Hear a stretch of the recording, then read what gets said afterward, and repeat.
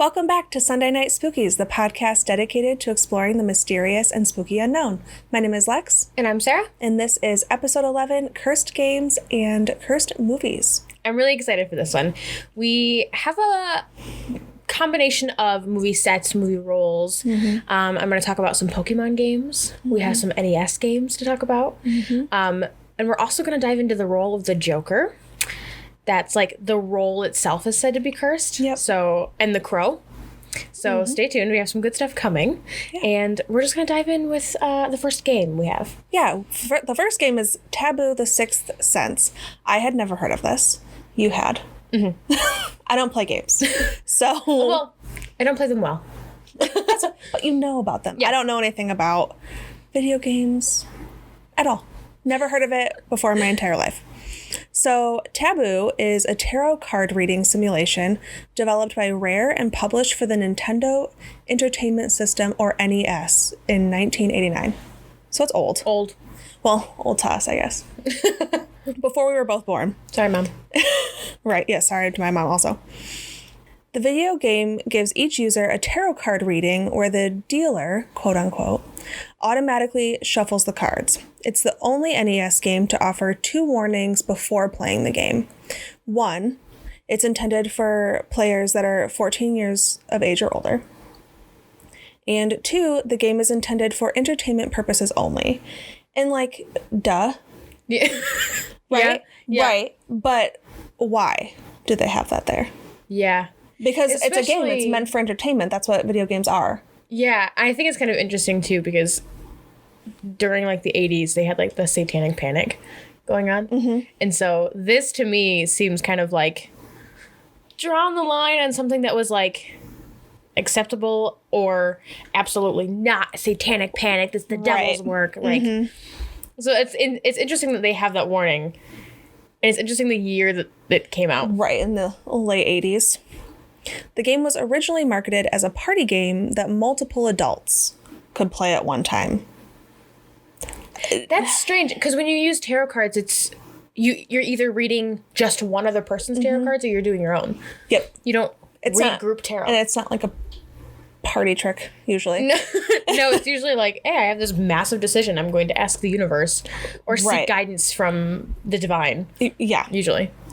So after it loads up, and that takes a while, I read, the game asks the player to input their name, their birth date, and their gender. And the menu that asks you to put all that in has both a cross, but also a pentagram. Not a pentacle, which is different. Yeah. Pentagram, that's like the satanic stuff, isn't it? It can be, yeah. Well, most commonly associated. Most commonly, yeah. Then it prompts the player to input a question, and then it shuffles the cards. So you just type in, there's like a little question box at the top that you type in the question. So kind of like one of those like 8 balls? Yeah. Magic 8 balls.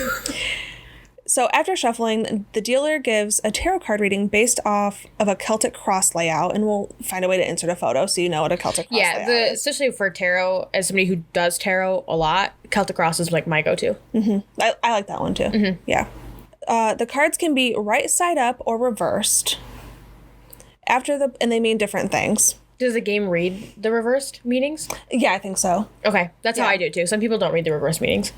After the player has their spread all out, the player will choose a state from the United States. I assume their own state.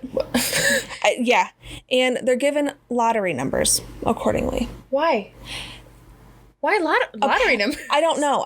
There was like a story I read that someone like played the numbers and won $7 or something like that. I don't know. It felt like an additional section to the game as opposed to like what the game is really about. Right. Yeah. Okay. That's there wasn't a lot on the lottery numbers. It just was. Okay. Maybe that's just like an extra like. Also creeps some people out. It happens like at the end of the game is what I noticed. So maybe it's just like an extra like hey, these are your lucky numbers or whatever. Oh, maybe. Something like that, yeah. So the game uses an entire 78 card tarot deck, which consists of the minor and major arcana. And if you don't know what that is, there's like, I don't want to say, I guess face cards. It'd be like a face card equivalent. And then there's like numbered cards. But the minor arcana counts from ace to 10, and they call them court cards. And they contain 4 suits, swords, pentacles, wands, and cups. And the major arcana, those are they kind of trump the rest of the cards, I guess. There's 22. Some are the sun and moon cards, the hanged man, wheel of fortune, the magician, the high priestess, the empress, the emperor, the fool, death, and about a dozen more. The booklet that comes with the game gives more details what the cards and what the layouts mean. Oh, so you actually get a book with the game. Oh, that's really cool. Yeah. That's kind of I don't think it's like the book that comes with tarot cards, but I think it's like hey, this is what the game means, because it's for like manual. Teenagers to like adults, and not everyone knows about tarot. I'd say most people don't. Right. I mean, if you're listening to us, maybe you know that kind of stuff, but like if I brought tarot to my dad, he'd be like, what is this? I don't know what these things mean. Yeah, what is this? Right. I saw it described online as a more complex version of a Magic 8 Ball. Ask a question, get an answer, basically. Yeah, that you have to then decipher in the form of tarot cards. Yeah. Most people saying that the answer the game gives you usually has nothing to do with your question. Kind of like a Magic 8 Ball, I feel like. Yeah. And there's really no game activity other than just asking the question. Tarot readings. There's no like skill involved. It's also just buy a tarot deck. It might have been cheaper back then. Right. When the game was released, Nintendo of America was known to remove religious iconography and macabre content from games appearing on its systems. It is not known how a title such as Taboo, which dabbles heavily in the occult and depicts full frontal and posterior nudity, passed the company's rigorous guidelines. It's interesting that got passed. Whoever decided. Yeah. And the fact that the cards have nudity on them. I mean, most tarot cards do. It's just what it is. It's just the artwork on them. Mm-hmm. But just interesting. Yeah. Interesting. Some people some guy was writing an article about this, and that's kind of where I'm taking it from. He described the imagery as having the ability to convince you to try drugs of the game. Not like the tarot cards in general, but the game imagery. It could convince you to try drugs, or that it could mess up your life worse than any Ouija board. I think that might have been just like a tad dramatic. Well, yeah, maybe. I haven't played it, so I can't. Haven't played it, but I don't think I've never looked at like a video game or like even like trippy art and been like, I'm gonna do drugs. I'm gonna do acid because of that. Yeah. Like I've never consider my life screwed up worse than any a Ouija board. A Ouija board ever could, or whatever. I don't know. And if you haven't listened to our episode about Ouija boards, you should. Mm-hmm. I am more scared of a Ouija board. Absolutely. I have tarot decks. I'm much more scared of a Ouija board than tarot. Especially a video game that simulates tarot. Like not the actual tarot, but just like a game of tarot. The instruction manual describes Taboo as, quote, the Nintendo Entertainment System version of the occult, an ancient tarot system of divination of future events. All that the tarot is and was has been incorporated into the depth of this cartridge. It sounds kind of mystical. It sounds mystical, but I guess back then that putting a lot been of like, stock, wow. Putting a lot of stock into a cartridge. Yeah. I don't know. The manual further states, quote, that Taboo is offered for curiosity value only. No mystical or magical claims are guaranteed or inferred. I feel like they had to put that in there for legal purposes. Probably. So all the possible care has been taken to ensure that Taboo incorporates all of the ancient magical symbolic references and traditions associated with this type of product and follows the authentic technique to our own knowledge and the experience of the method of divination of the kings. No. No. I don't agree you either. Can't, well... Okay, you're gonna get like a witch lesson. Sorry, guys. So for tarot, or any divination, it's like... You can't really do it through a computer, in my opinion. I don't think so. Because you need your own energy to go in. Like, especially like if I'm going to read your cards, like if I'm going to use my tarot deck, I will prepare the night before if I know I'm going to do it. And I will, put my tarot card somewhere that I'm going to touch a lot, or I'll touch them, or I'll, whatever. Put my energy, so to speak, in the tarot cards. And there's a whole world of it. I'm probably sounding like a freaking lunatic right now, but you can't just get it from a program. Right. Because while they can input, all these algorithms and stuff to get randomized outcomes, that's not the point of tarot. The point is not to get a random outcome. It's the energy transfer. Yeah, the transfer of energy, or like the divine energy of the beings, the world. Right. I feel like it's a very crude way to put it, but they did their best. They put all the magic from the ancient ways. Yeah. They also say that no responsibility is accepted in any form whatsoever relating to taboo or any such effects, influences, or miracles incurred, inferred, divulged, or directly connected to taboo whatsoever for entertainment only. And then it goes on to warn in all caps. Oh. Use taboo at your own risk. Taboo should not be purchased by minors under the age of 14. Why 14?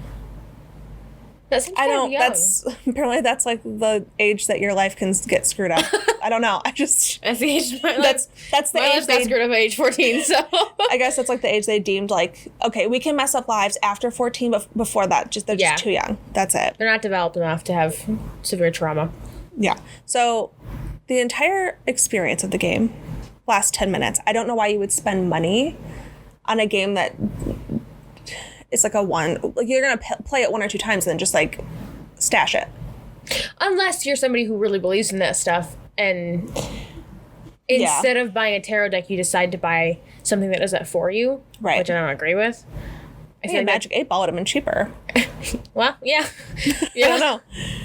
So now you're like, okay. Cool. What's your point? What's the curse? And you might have written it off as just a game. Like just a weird whatever. Game. But one of the cards that can be presented at the end is death. The words on the screen will actually read, final outcome, death. Ominous. I have a lot of bones to pick with this game. That doesn't make sense. No, because in tarot, a death card doesn't mean death, but... Not necessarily, and you don't have one final outcome. You have to read the cards as a whole. And infer a bigger picture. Huge picture, yes. It's fine. Right, so, so whatever. You're like, okay, that's the reading. Right. But after playing the game, there were multiple young people, teenagers, who died after playing the game. And I couldn't find any names. I don't know. But it's a well-known thing. It's on multiple websites that it predicted their death of the players. Like how they died? Just that they would die. Apparently their screen would say final outcome, death, and then they died. Right. You and I know that the death card doesn't necessarily mean a physical death. Right, but again, in the 80s, Satanic Panic. Well, and it's not, the game is not a real tarot reading. It's just not. No. And so, weird. Very weird. So, like I said, couldn't find any of the names. But I do have a story from NintendoPlayer.com. So, they must know. They know more than me. That's what we'll say. They must know. They highlight someone that they call the subject. Okay. And that person wanted to remain completely anonymous. I don't know why, necessarily. Probably because they'd be looked at as a goon. Maybe. A goon. Maybe. I don't know. So, I don't know his name. We'll call him the subject. Sure. That seems like more disrespectful than just giving him, like, Joe Schmo, I don't know. The subject. The subject. It sounds more serious. Ominous. Research-based is what it sounds like to me. So, his story goes like this. When I was younger, I rented this game because I had seen it and I was curious about it. Okay. As I was playing it, I noticed that little devil faces with glowing red eyes would appear superimposed over the suns on the backs of the cards from time to time. Okay.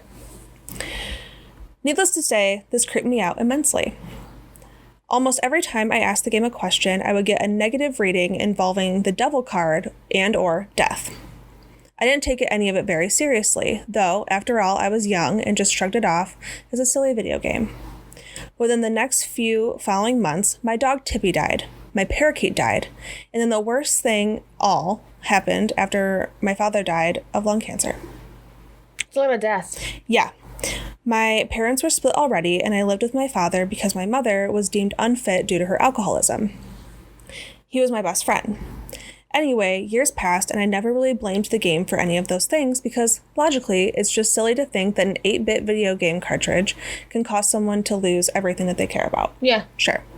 I got married and moved out of town. I finally got a computer and internet access, and as a result, I discovered emulation. I did not have my NES anymore because I gave it to one of my best friends before I moved.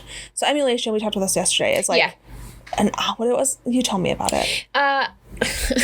My husband actually just went through and we had like a 128 gigabyte flash drive, and he put like every Nintendo emulator you could possibly think of on this flash drive and all these games. So an emulator basically is a program that acts like an NES, a GameCube, a Wii, a PSP, whatever you want it to do. Somebody can make something that emulates these systems, and then other people can create like you can take, because video games are made of code, so you can take the code from the video game and make it arranged in a way that this emulator can read, and then you can play the game. So like he's been playing Pokemon Emerald all week because on his computer. Jealous. I love Emerald. But that's a very crude way to put that. I am nowhere near technologically informed as he is. The only reason I know that is because he spent the past 95 hours playing these games. Yeah. So it's basically what it is. And we looked it up yesterday because we tried to get, and of course Austin wasn't with us. If he was, we could have played Taboo. But we tried to get an emulator to play this game to like tell you guys the outcome. But we're a little bit too late. And I found a website that I probably could have played like some kind of like mock-up of it or something. Yeah. But I was kind of scared because it was kind of sketchy, and I was like, I don't need my computer to just like die. Yeah. It's not right now. We need that. So the subject goes on to say, I played the Taboo game to give the game another try. My wife thought it sounded cool, and we asked it a few questions. The devil faces with their creepy red glowing eyes appeared again, and my wife saw them too. Needless to say, I creeped her out. Again, I got negative readings. Over the course of the next few days, both me and my wife became terribly ill. She got over her illness quickly, but I had a fever of nearly 104 off and on for about 5 days straight. Bro, did you go to the hospital? You're gonna die. Right. That's too high. He said he was delirious with fever. Yeah. He finally went to the doctor and was told that he had an unidentifiable flu-like illness. He prescribed me some strong antibiotics, the same kind they give to people who have contracted anthrax. Yikes. Antibiotic for anthrax? I don't know. Well, there's got to be something. Is that what they call it? I don't know. Sorry. Anyway. And he threatened to hospitalize me if my fever did not go down soon. I got better, but the antibiotics caused me to have internal bleeding. Okay, first of all, I wouldn't call it threatened to put me in the hospital. He's going to save your life, dude. It's fine. You're going to die. So, right. Needless to say, I've never played the game, he puts in quotes, since this happened. I'm not saying that I believe that Taboo was responsible for anything that happened in my life, but I do feel like it's not worth the risk to find out. Man. So that's insane. That's really all I have. I do have that the writer of the article on NintendoPlayer.com reached out to the creator, Rare, to see if they had a response to any of like the deaths or like that this guy got sick, and there was no response. Of course not. It's bad for publicity. Mm-hmm. I think it's just interesting that there's no response. People are supposedly having their deaths predicted, and it could be a coincidence, right? But the card says like death, and then they die. The market. They did. Oh, completely off, gone. Oh, in response to the deaths. Oh, I mean, you can still get it on an emulator because people still had those cartridges. You can't get all of them back. You could not get like a new version of it or like a new cartridge of it. It might still exist in the world, but it was taken completely off the market because really people were questioning them about the death outcome. Well, and they have all these warnings in the beginning that if this never happened, like if all these weird things never happened, you'd be like, oh, those are kind of some silly warnings. But since those deaths and sicknesses did happen, and then you look at those warnings, it's like, Okay, but like, you use the magic from the ancient world into this cartridge. Some, some people I'm sure are going to be like, it's because you used the magic from the ancient kings in the cartridge. I'm sure of that's some people are doing that. Yeah, so that's what I've got for taboo. A little bit wild. I wish I had names of the people who died. Not that I really want to like expose them and whatever. Yeah. Just, I mean, I don't want to get sick, but I kind of want to play it. I'm very curious. I was willing to risk it. If I could have like found something online to play that didn't seem sketchy, I was willing and to. Then I was going to have to continue this podcast by myself. So spookies with Sarah. Just Sarah. So we're going to alternate game movie. And I have The Crow. Never seen it. Me either. We suck. And this is, and a lot of people know this movie for being the last movie that Brandon Lee starred in because he died on set. Yikes. However, there was so much that led up to that. Because that was kind of like the final tragedy that happened. Sure. But there was so much that happened on the set. And it, like, a lot of people described it, the people who worked on set described it as being jinxed from the beginning. Like, and there was, I can't remember the name of this person. Get me out of here. Yeah. But somebody said that it was like the movie never wanted to be released. Like, just thing after thing after thing kept going wrong. Take a hint. Yeah.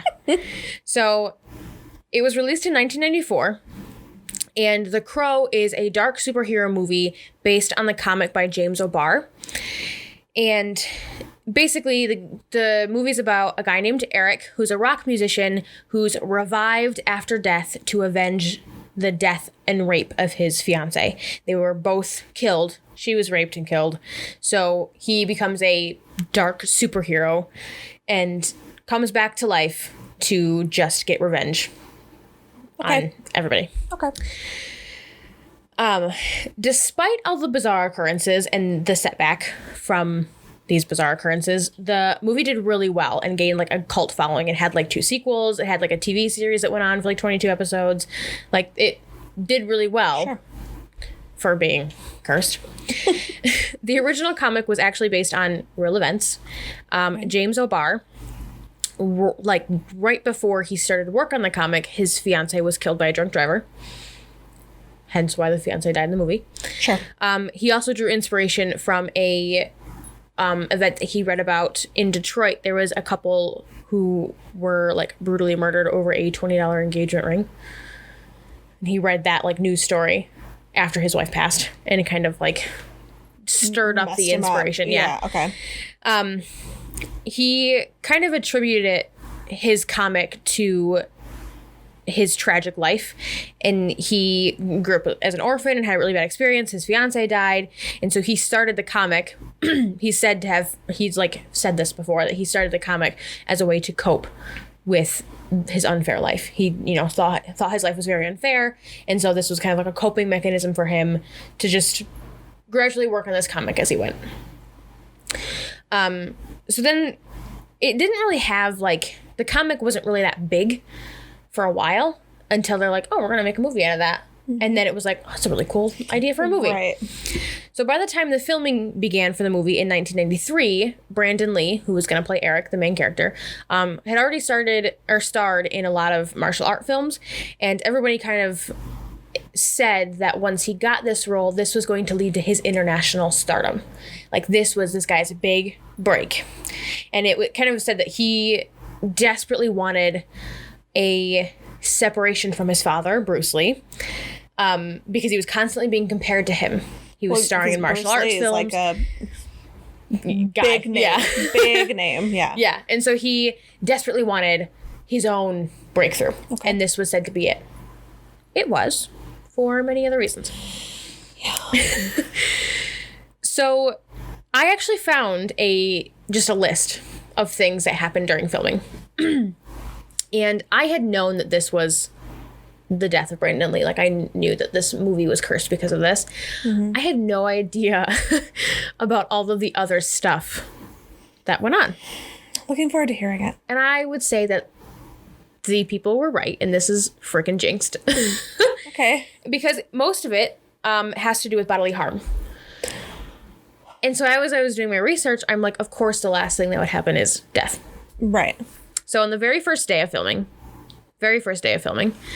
at Carolco Studios, I don't know how to say it, I'm sorry, in Wilmington, North Carolina, one of the carpenters that was working on set, Jim Martushis, sorry if I mispronounced that, was severely burned on his face, chest, and arms when live power lines mysteriously just fell and landed on the crane that he was operating on.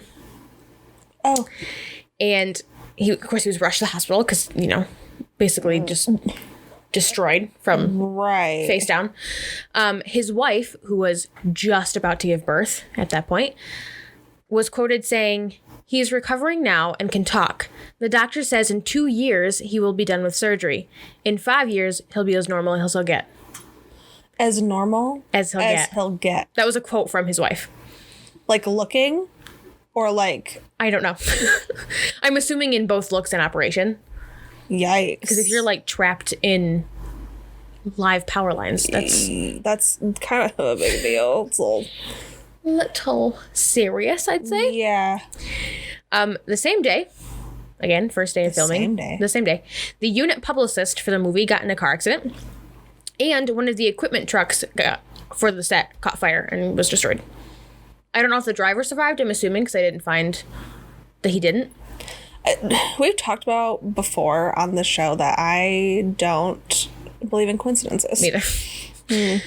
So, no. Especially not those kinds of coincidences. Absolutely not. No. And like I said, so far everything is done except with the guy in the truck. I'm assuming there was, minor injuries to him if his whole truck caught on fire. As the days went on, more and more bizarre events took place, and this gets a little weird. Like these next couple events get a little weird. One of the sculptors for the movie, like the plaster workers, was said to be a difficult guy to work with, but he was like one of the best that you could get, best like sculptors. So they hired him. Sure.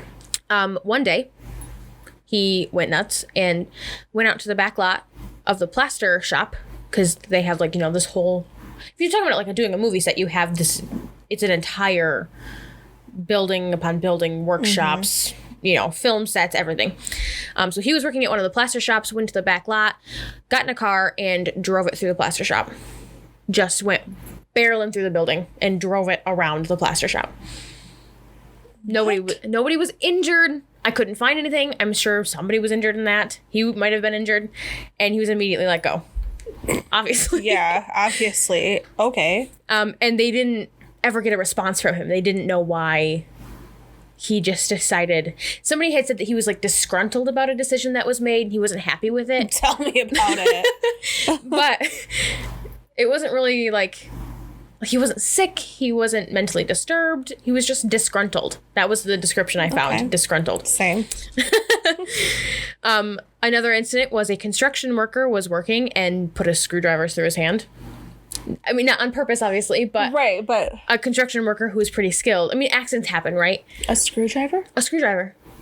Through his hand. How do you accidentally put a screwdriver through your hand? I don't know. I couldn't find the story on it or how he did it. And that's why I said it was kind of bizarre. Like, did he do it to himself? Or like somebody else was just like, no, he did it himself. I'm going to set this down. I just like, don't. Okay. All right. And I couldn't find how or why. Which is why that's not a sign in itself. Right. Which is kind of bizarre because you're not really like forcibly using screwdrivers. That's not like a forceful thing you do. You just right turn it. Like you're not like slamming it into like a screw. Yeah. Right? Screw, damn it. Screw. Right. I'm just like, I don't understand. Okay. Fine. So odd. The next thing that happened was a drive-by shooting that occurred like just outside of the set. So when you have like, I don't know if you guys know, like I said, movie sets are big and they have barricades and there's like, especially if it's a Hollywood set, they have like guards or patrols kind of like wandering around outside, making sure no one's getting into the set. Sure. So they have barricades blocking streets, ways, all this kind of stuff. And a drive-by shooting occurred, and one of the guards or people like monitoring the outside of the set actually stopped the shooter and waited for police to get there and like help the cause. That's semi-positive, I guess. Yeah, but a shooting happened right outside the film set. Right. Interesting. And then, of course, the most tragic was the shooting of Brandon Lee. And this was really interesting to me. And there's not a lot on it. Obviously, we know what happened. And I'm going to go into that. But it just kind of happened. And there's not really like... I don't know. We're going to get into it. While the director did not comment on the incident, he was not available for comment. Interesting. Some of the other workers, then this is when they insisted that it was jinxed. They're like, this is the final straw. It's absolutely cursed. This film never wanted to be made. And like, that's when people started talking about like, okay, now we can't ignore it anymore. This is a cursed set. With just 8 days left of filming, Brandon Lee, the lead actor, was accidentally shot on March 31st, 1993. And they were filming a scene in which Fun Boy, one of the characters, I should have watched this film, but a Fun Boy? What? Whatever. Played by Michael Massey, he was to shoot Eric, or the Crow, the main character. And that was like the scene that they were shooting, and everything was normal leading up to the scene. Everything was fine. They went ahead and they filmed the scene, and he shot the prop gun, or so they thought. And he fell back as planned, fell back into whatever he was supposed to fall back in. Like, everything was going fine. And then they yelled cut after the scene to reset everything, whatever. And everyone broke character, and Brandon was still on the floor. And then they noticed that he was bleeding profusely from his abdomen and wasn't moving, wasn't responding, nothing. So he was rushed to the hospital, and he was operated on for 6 hours and died on the table at 1:04 a.m. How do you not realize that that the gun has like fired a bullet? There's blank rounds. For those of you who know anything about guns, there's blank rounds. And those blank rounds, the hammer still hits the bullet, like it still fires and makes a sound, but it doesn't release anything. But nothing's supposed to come out because it's empty? Like the cartridge is empty? Is that how bullets work? I don't know. I don't know. I'm sure my dad would be so disappointed in me. Mine too. Sorry, Dad.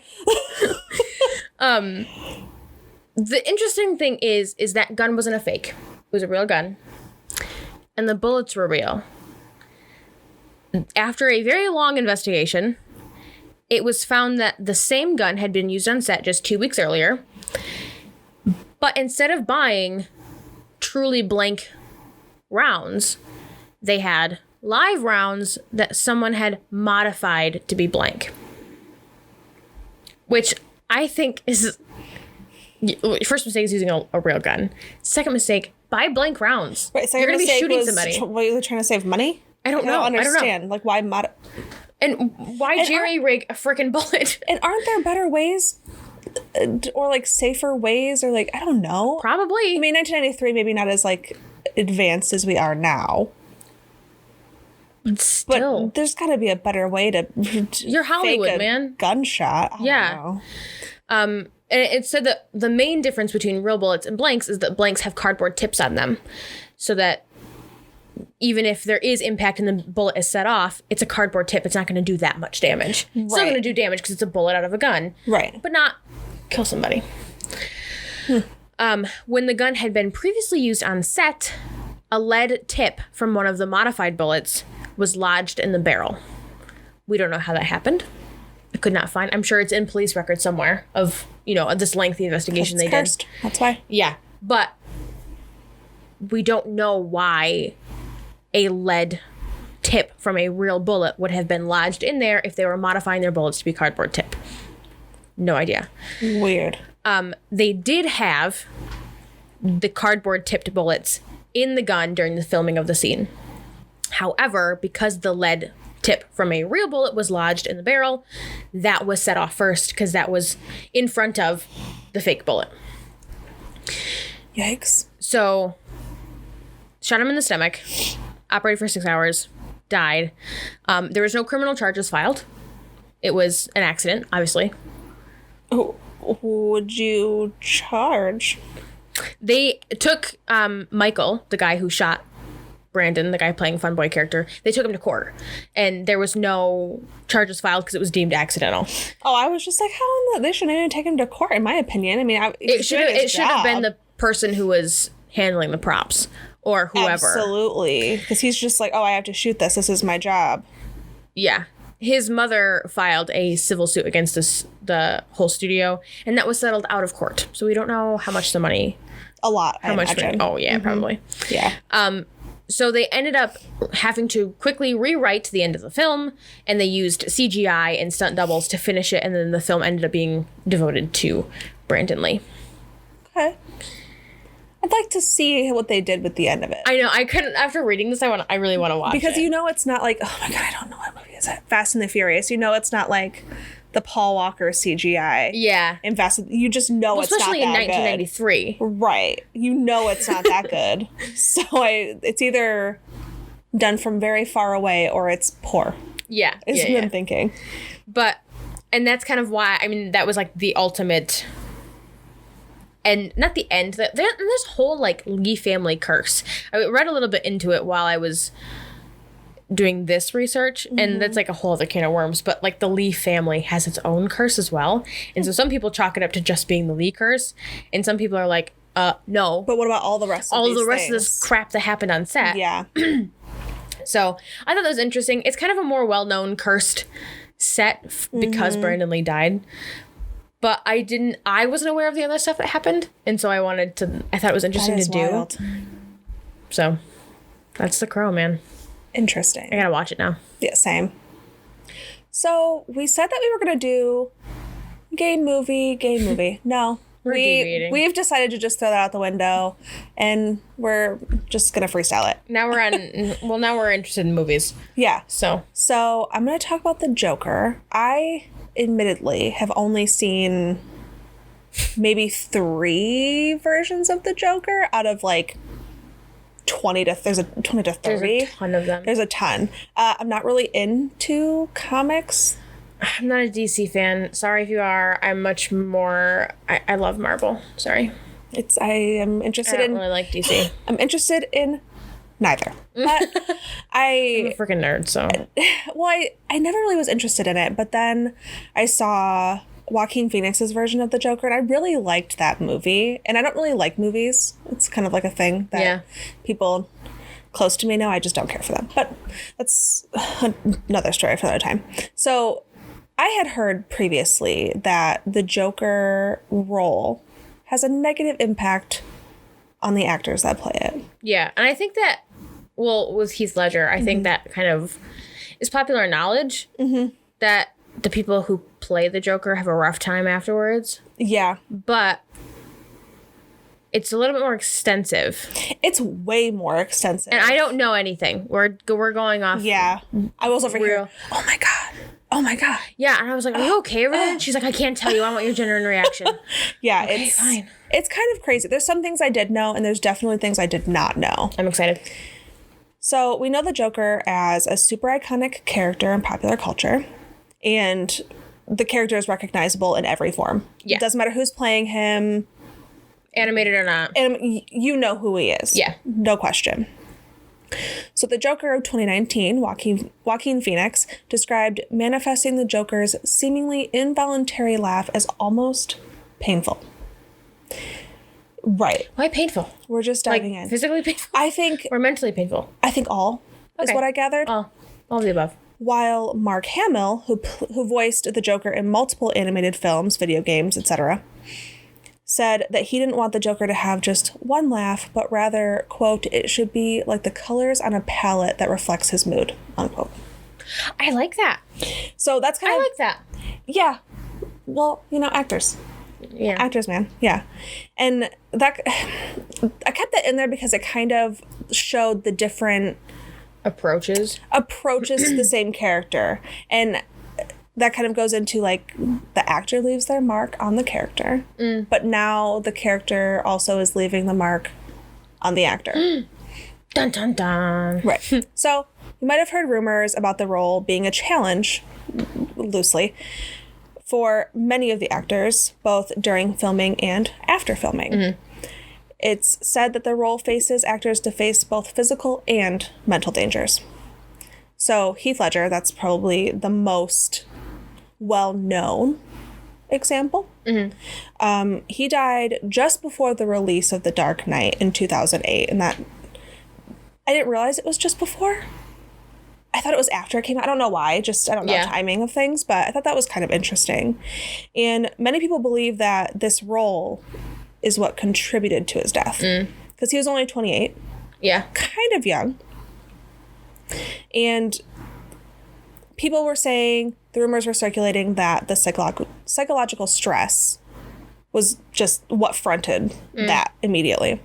In 2016, a German documentary called Heath Ledger, Too Young to Die. Morbid. Yes, he was. Accurate title, but kind of forward for a title. Right. It was revealed that Ledger had a Joker diary, quote unquote. That's what they called it. It contained photos of Alex DeLange from A Clockwork Orange, hyenas, and inspirational words. Okay. It gets worse. Huh. It also had a list on one page that said, quote, landmines, AIDS, beloved pets in bad road accidents, statistics, brunch with an exclamation point in all caps, and the periodic table of the elements. Brunch. That's how I read it. Brunch. And so, like, the list is weird. What's the connecting factor to the list? It was just his book of... rambles. Of Joker influenced, inspired ramblings, is what I'm thinking. But what does the Joker have to do with brunch? Does the Joker what does it do with the periodic table of the elements? I don't know. I don't know. Maybe. Or beloved pets. Just weird. Yeah. I don't know. Weird. And so that was interesting. But then the diary ends, and on the last page, the words bye-bye in all caps are written. I don't like that. It made me I was pretty uncomfortable with that. If he hadn't have passed away, I would think, okay, that was the end. That was, because like if you're a method actor, the death of a role or like the end of a role, I would attribute that if he hadn't passed away. Yeah. And maybe that's what it was. And he just happened to pass away, and then it's creepy afterwards. Sure. Could be a coincidence. We don't believe in those, but that's fine. So, leading up to filming, Ledger stayed in a hotel room for 6 weeks, preparing for it. Like, never leaving? Or that's like what it said. On multiple websites, it said that he just, like, sequestered himself in a hotel room for 6 weeks before they started filming. I'm already crazy. I couldn't do that. I could not do that. The isolation. No, thank you. So once filming started, he found himself completely exhausted at the end of the day, but was unable to fall asleep without help. Could not sleep. Even though he was dead tired. Just no. Insomnia? I don't know. He said, and I quote, "I couldn't stop thinking, my body was exhausted, and my mind was still going." Okay. I can relate to that. Yeah. He used Ambien to force himself to sleep, but he still only slept an average of 2 hours per night. Ambien is like strong. 2 hours on Ambien. That's not enough time. No, that's how... Yeah. Okay. No.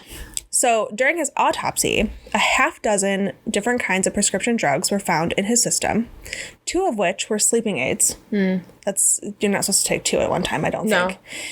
And the rest were painkillers and anti-anxieties. And you're mixing sleep aid with those kind of medicine. It's a mess. It is a little dangerous. Like you can do it. I know plenty of people that are on like anti-anxieties and sleep meds. If you're prescribed the things in a way that your doctor knows what they're doing. They say they're prescription pills, so that would leave me to believe that they were prescribed correctly. You can pull a lot of legs in Hollywood. Yeah. So that's a little bit on Heath Ledger. It's a lot about Heath Ledger. Yeah. Well, and benefit of the doubt, if I was only sleeping 2 hours per night on sleep aids, I'd do what I could to get my hands on something to help me. Mm-hmm. So, like, benefit of the doubt that they were prescribed right, but if they weren't prescribed right, I can kind of see where this guy's coming from. I don't condone it. Right. Right. However, I can see where I would do the same thing, man. Yeah. I mean, you gotta sleep. Yeah. Because if you don't, you need sleep. Lack of sleep can kill you. It is confirmed. Yep. So that's Heath Ledger. We'll talk about him a little bit more. But Jared Leto, who played the Joker in the 2016 Suicide Squad, said that... was that long ago? I don't even want to talk about it. Oh my God. Life flies. I feel like that was just recently. Yeah. He also reported that he took a pretty deep dive into his role. Well, that's creepy. He described he described the experience as fun, but also that it was very painful. Like, why does everyone keep using the word painful? Like giving birth. Okay. Is what he said. You are a man. You cannot give birth. Hypothetically, symbolically, maybe. How do you make that connection? I couldn't even make. I've never had kids. Maybe I like can't make that connection. birthing a character, but like the experience of like giving birth to that character is like, I don't know. Really I just don't painful. like that. I thought it was a weird analogy too, but I was like, I'll believe it. It's so weird. He said there was a point where he was researching violence and was watching a lot of things that he says it was arguable if anyone should even see them. But then he started to notice that it was having an impact on him that he didn't like, so he stopped. And so he was trying to get into the role of the Joker, because, I mean, the Joker is kind of violent, whatever. Yeah. So he's researching violent things. Did he like it? And that's why he was like, I gotta stop. I don't like this. He just said, I noticed it started to have an impact on me that I didn't like, so I stopped. Okay. So now, Jack Nicholson he played the Joker in 1989, pretty sure. He never really talked about the role having an impact on him. He was already crazy. He already played in The Shining, where he already had to that movie. Play like a murderous raving lunatic. But raving lunatic is just the best way to describe somebody. It's fine. Maybe one day I'll be described. Probably, it's fine. That's what I call you behind your back. Oh yes. But he didn't really ever come forward saying anything that happened to him or he felt any kind of way. But when he found out that Heath Ledger was going to play the Joker, he was furious, openly furious. That's his word. That somebody else was going to play the role. He thought that he would be the one to play the role. And I don't know. I mean, like, eventually you're going to age out of the position. I mean, you know, but that thought was weird because very territorial. Okay. Yeah, I mean, and some people do get very territorial over roles. Yeah. Especially if you've played roles in, like, 4 movies. Like, I'm sure if they try to replace Edward on the last movie, he'd be like, no. Right. Shouldn't have cast him in the first place. I'm just saying. Whatever. But I get it. But you only played him once. And to be that openly furious about it. Interesting. Oh, it's a strong reaction to have. But I include that because when Jack Nicholson was asked for a comment on Heath Ledger's death, he said, and I quote, "Well, I warned him." Huh? Warned him? What? I warned him. There's been nothing else about it. There's been nothing else about it. There's not. They don't know what some people said that he actually said, I warned him, like them without the TH, like I warned him. But people are saying, I warned him. Either way, ominous. What the hell does that mean? I warned him. You warned him. What does that mean? Like he warned him that it would take a psychological toll. I warned him. What? I don't know. Maybe Jack Nicholson was already so freaking crazy that he was just like, I can play the Joker because I'm nuts. Right. You know what I mean? Like, what if he was just so far gone that the role of the Joker couldn't touch his crazy? Who knows? So that's interesting. I'm not saying Jack Nicholson killed him. I'm just saying, because I did think about that at one point. I was like, I warned him, like, I told you if you took this role. Yeah. Or whatever. I didn't think about that. But I don't think that. I think... But there's no context. I warned him? What? So I think he probably warned him about the psychological toll. Probably. That's what I'm guessing. We just like to look into things too much. Right. So the role also takes a huge physical toll. And it's just a mess. So as soon as the first trailers for 2019's Joker surfaced, it was clear that Joaquin Phoenix had lost an insane amount of weight for the role. He said that that's the first thing that he started doing when he got the role, was he wanted to lose weight. because when you think of the Joker, you think of like a scrawny, like scraggly guy. Joaquin Phoenix in general is not scraggly. Yeah. It's kind of like a regular average. I would even argue like, not like beefy, but just kind of. I don't know. He's got meat on his bones. He's not like just average. I gotta look him up. I don't know what he looks like. Hold on. But that was the first thing he did. And between his first conversations with director Todd Phillips and filming The Joker, Phoenix lost a dramatic 52 pounds. And he's very scrawny in that movie, I will say. Oh, I know what this is. Yeah. And Phoenix said, as it turns out, that then affects your psychology. You start to go mad when you lose that amount of weight in that amount of time. Absolutely. Because you're, starving yourself. Yeah. Basically. Or you're working out really how long hard. did it take him to lose 50 pounds? It was just between, like, when he got asked to do it. Oh, okay. And by the time filming started. So I don't know what that timeline really looks like. But he's scrawny in the movie, though. Yeah. But 52 pounds is a lot to lose. Especially for someone who's a normal size anyway. Right. Because he's not overweight, I wouldn't say. I would just say he's like a regular size guy. Heath Ledger also experienced his own physical hardships while filming The Dark Knight, even beyond the physical exhaustion that said absolutely wrecked him. His Dark Knight co-star Christian Bale praised him for his commitment to the role. In particular, he described the scene in which Batman beats Joker in a police interrogation room, claiming Ledger insisted Bale hit him for real. Fine. You're addicted to your craft. I get it. It's fine. Yeah, but you're trained to not do it for real? Bale went on to describe Ledger, quote, slamming himself around, and there were tiled walls inside of that set which were cracked and dented from him hurling himself into them, unquote. Bale also said, the more I beat the Joker, the more he enjoys it, and the more I'm giving him that satisfaction. And Heath was behaving very similarly. Okay, so masochist. Weird. So I mean, that could be a logical explanation for it. Maybe. So beyond that, the role is isolating. Will Smith was in the Suicide. I've never seen Suicide Squad. Yeah, he's in the Suicide Squad. I've never seen it either. I just know he's in it. Sorry. Right. Will Smith, who plays Deadshot.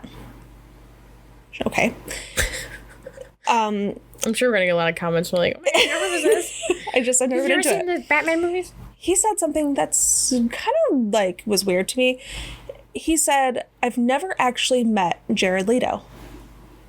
We worked together for 6 months and we've never exchanged a word outside of action and cut. I literally have not met him. He was all in on the Joker. I knew that. Not like the Will Smith thing, but I knew that he was like, there was somebody else that commented about like not knowing who he was, really. Yeah, no idea. They never talked.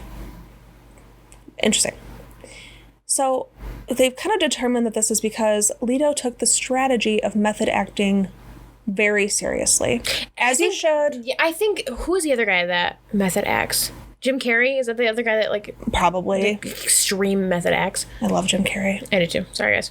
I know a lot of people some people are like really adverse to him. I love him. It's fine. So Jared Leto would reportedly stay in character as the Joker for the entire shoot. And he infamously sent bizarre and troubling gifts to his co-stars, including bullets, a dead rat, and even more things. The dead rat he sent to Margot Robbie.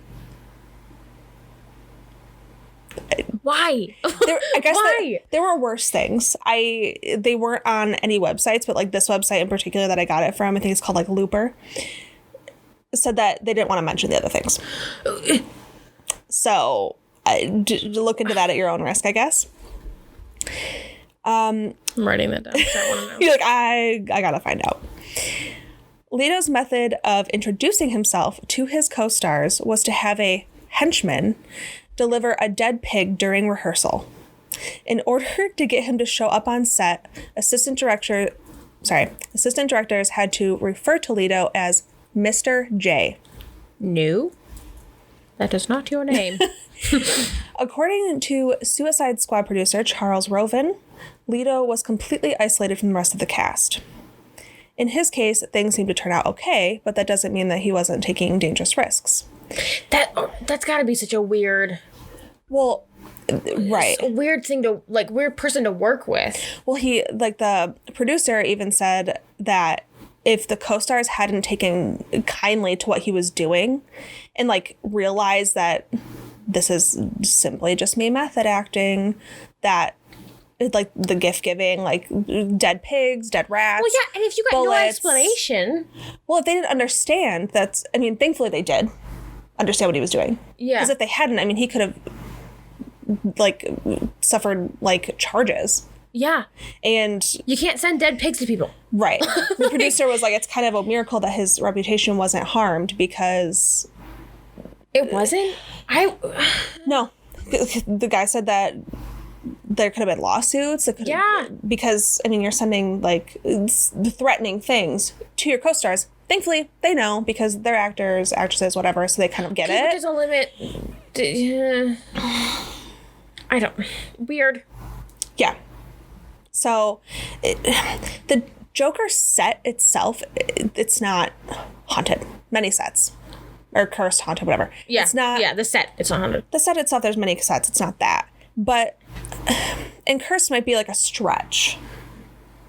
Damaging, I would say. I would say, right, the role of playing the Joker is very damaging. Yeah. Psychologically, I would say, especially like in the Heath character Ledger's itself. case. Which Right. is interesting that it's the role of the Joker that's damaging. Because it's the Joker. Right. I just thought it was really interesting, and I know a lot of people are kind of interested in the Joker. Yeah. And I knew about Heath Ledger I actually have a playing giant it. Joker poster upstairs. I don't know why. I mean, it's really cool looking, but I don't. That's why. I'm not like a diehard. I haven't even seen like 90% of the Batman movies. But I wanted to include it despite it not really being cursed per se.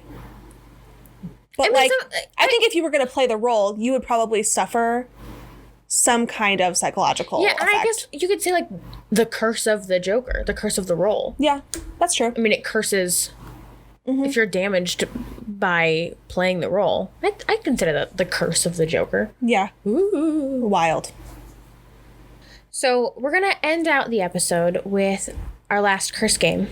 And this is the original Pokemon Red and Green. And I love Pokemon. I do too. That's the thing I got into.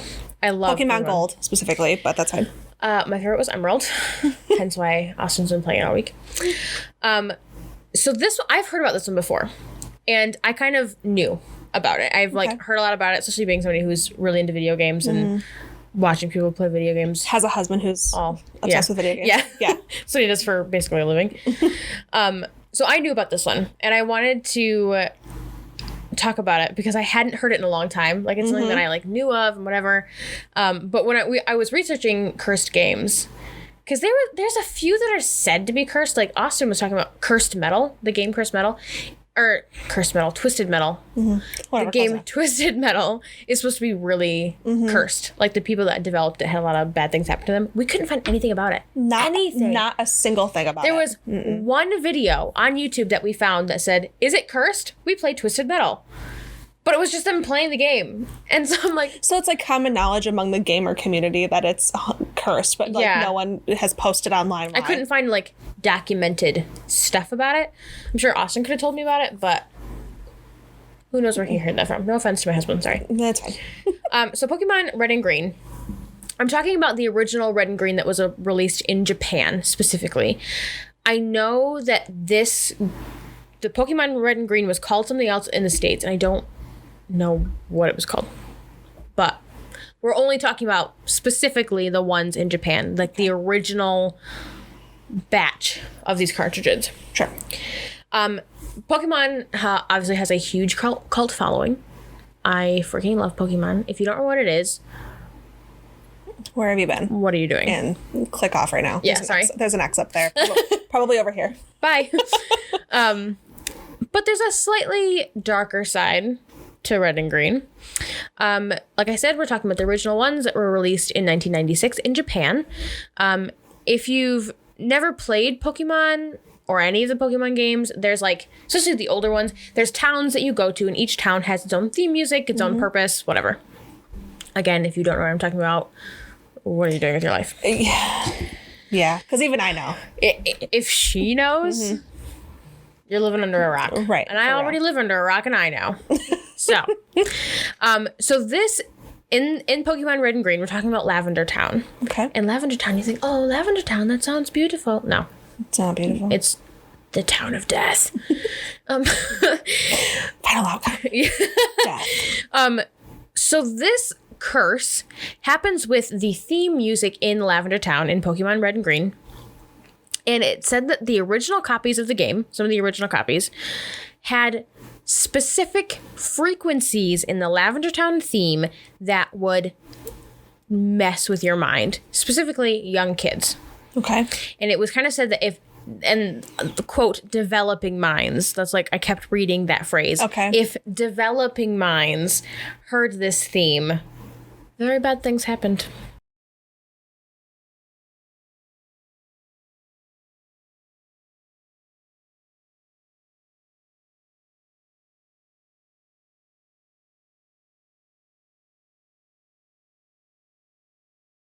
Very bad. Okay. This theme supposedly caused a lot of suicides in Japanese kids. So people have deemed this Lavender Town syndrome. Like, it's happened so often that it's Lavender Town syndrome, which is freaky. So again, when certain developing minds hear the music, it either causes severe mental distress and decline or suicide. Okay. Some other people claim that some of the in-game text that shows up when you interact with NPCs in the game in Lavender Town is somehow used to channel the dead. Like, I don't know. I don't know where they got this, but some reports have said that the in-game text in Lavender Town in the original copy of Pokemon Red and Green in Japan, the text is used as a channel for the dead to communicate with the living. And I don't know if that means the text would change or if the kids would find hidden meaning in the text. Okay. And it's said that if the individual that played the game had recently lost a family member or a loved one, and they saw the in-game text and heard the music of Lavender Town, the text would convince them to kill themselves to join their loved one in death. And that's kind of like the loved one would channel through the text of Lavender Town to convince the kid to join them in death. Okay. That's not a super popular theory, but that's one that came up a few times in my research, and I'm like, I gotta mention that. That's weird. Yeah. There's some patterns of behavior for those who experience this phenomenon. And this is specifically with how the kids kill themselves, including hanging, jumping off of really high buildings, and burning themselves alive. Okay. And this is strange to me because it's like, and I know that there's a lot of research and that, like, especially if you search on YouTube, there is music with specific frequencies to achieve certain things. Okay, yeah. So, like, have you ever heard of, like, Tantra? That's usually used for, like, lovers. It's a certain music that's supposed to have certain frequencies in your mind that, like, turn you on or, like, whatever. Sure. It's strange. Don't ask me why I know about it. I dive into YouTube. It's also supposed to be, like, music that has frequencies that's good for studying and stuff like that, Yeah, too. so they're like, or like certain hertz, like the frequencies vibrate at like these hertz or whatever to lift your mood, or for lucid dreaming. You can also do that, like we talked about last week. And so I get it to an extent, but I don't know if there's certain frequencies that could make you kill yourself. Well, I mean, apparently there is. This has happened. But It's like, it's real. Yikes. But I just find that so strange. Because, like, you can hear music or, like, certain sounds that just drive you nuts. You know what I mean? And so I wonder if that's just kind of a reaction. There's some, like, sounds that, like, I can't listen to. So maybe. Maybe. Not like not like it's like not pleasing to hear, but like sometimes you can like hear something that like something about it like raises tone, anxiety vibration, or whatever. Right? Yeah. Can make you anxious or like feel weird internally. I don't know if that's valid. I always feel weird internally. It's fine. But it's even the whole Lavender Town syndrome is even weirder because Lavender Town is the only spot in the game that players can encounter ghost type Pokemon. And it also houses the Pokemon Tower where where trainers go to bury their dead Pokemon. And if you've never played Pokemon, you should get onto it. But your Pokemon never really die, they faint. And you can revive them at these health centers. Mm-hmm. But this game, Lavender Town, it's said to be made because death happens and it's real. And they wanted to portray that in the game, like, yes, your Pokemon can die. It's good to take care of them while they're alive, blah, blah, blah. And in this Lavender Town, in this game, the ghost-type Pokemon are called to exorcise the lingering remnants of an angry deceased Marowak. So, kind of a dark side to Pokemon. Yeah, I was just like, what the heck? That happens in the Lavender Town.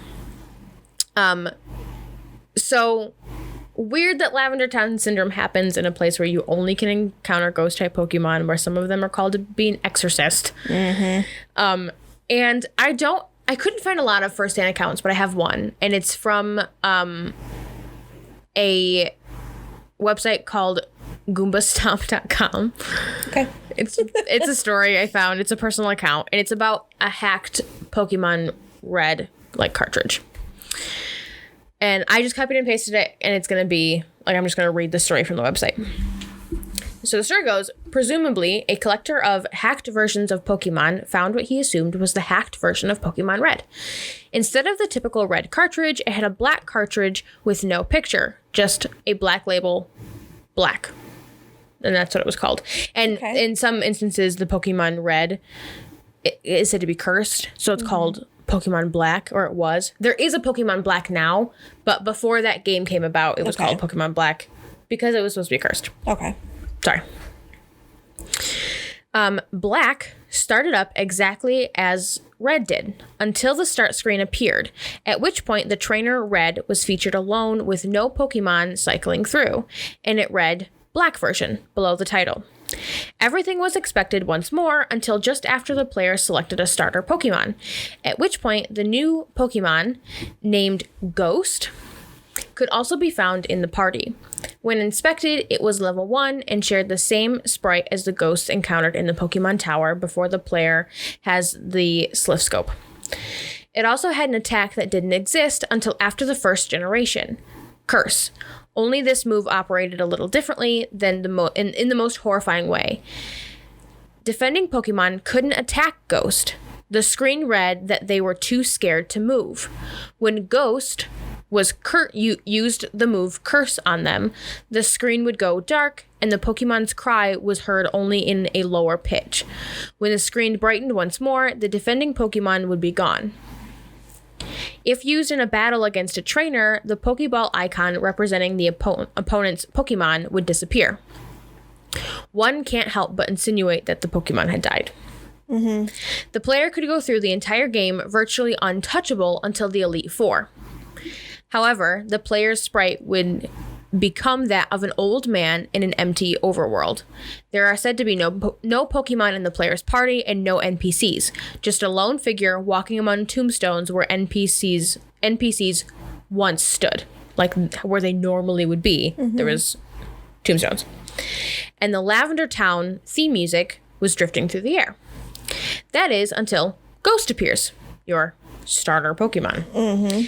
This time to challenge the player.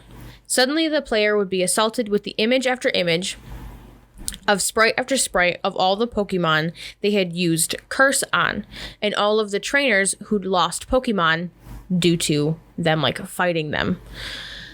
Finally, the sprite of Ghost would appear and use Curse on the player, ending the game and resetting all of the save data.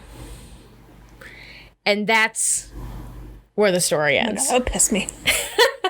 So resetting all the that data. was supposed to be like a cursed, hacked version of Pokemon Red. That's like low key kind of terrifying Yeah.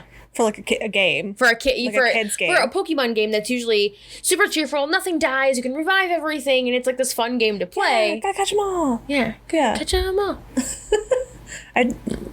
Yikes. It's kind of a weird, and there's other stories of hacked games like that, specifically from like Nintendo. Yeah. There's a creepypasta about the Majora's Mask game, which is a Zelda game, my favorite Zelda game ever. And that's got a huge backstory of a cursed game, a cursed cartridge that was labeled Ben. And it's a wild story. If you like this kind of stuff, look into it. It's crazy. There's a ton of like weird, like cursed cartridges like that. Right. But Interesting. yeah, I really liked the Pokemon one because, like I said, I knew of it, and I love Pokemon, so I wanted to talk about it. If you have any ideas of any other cursed movie sets or even cursed games that you want us to talk about, let us know. Yeah, there's so many. We definitely could do a part 2. There's so many. Absolutely. You can let us know on any of our social media sites. We are on Instagram, Facebook, YouTube, and TikTok at Sunday Night Spookies, and on Twitter at Sunday Spookies. We also have some links in our description that are affiliate links, so we do get a small kickback if you decide to use them. They're available without our link, but we have a link for Buzzsprout. If you'd like to start your own podcast, that's the website we use to host everything. It keeps track of everything for us all in one website. It's such an easy website to use and a really fair price for all that you get to do with it. We also have a link for Instacart. I say it every week. I hate grocery shopping. I hate the public, no offense. But if you want to use our link, you can get your groceries delivered in as little as an hour, and you get free delivery on your first order of $30 or over. We also have a Cash App link for Support the Show. We're two broke college girls who really like to travel and seek out spooky, dangerous things. So, Yep, that we can report back. yeah. So if there's a particular location or particular topic you want us to cover, if you want to donate to the cause and like leave a note, they're like, hey, I'd like to see you guys go here or talk about this. We'll give you a shout out. Every cent is appreciated. It all goes right back into giving better and more content for you guys. We hope you enjoyed this episode of Sunday Night Spookies. Join us next week for our episode about The Fae Part 2. We're very excited about Yeah. it. New episodes are released every Sunday evening. Thanks so much for listening, and as always, Stay spooky.